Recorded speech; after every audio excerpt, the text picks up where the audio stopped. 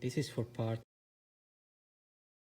of our experiment, and we're going to see what happens when we connect a galvanometer like this one here that should sense any voltage passing through this large coil. It's more than 200. Actually, I don't know if it's maybe 1,000 turns or something like this.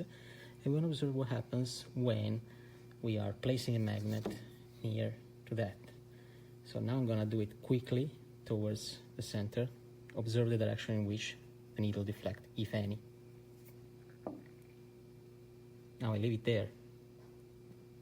Look what happens when I pull it off. Now I'm inverting the polarity of the magnet. So where there is a south, I'm going to just turn it by 180 degrees. So let's see what happens when I pull towards the coil and when I took it out. Now let's try to do the opposite. Let's try to bring the magnet, the coil towards the magnet. So let's see now what happens when I'm bringing the coil towards the magnet. So I'll try to do it as quickly as possible, but yeah, it tends to disconnect. Let me try to do something else.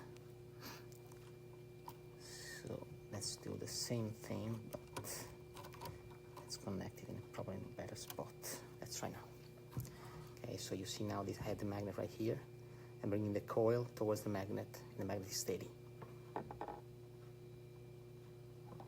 Pull it out.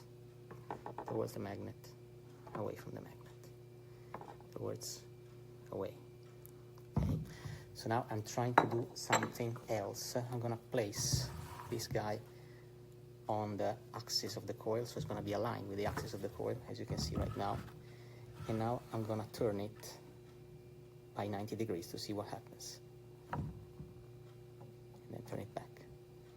90, back, 90, back, 90, back. It's not as powerful, but we have other choice because the other one doesn't fit.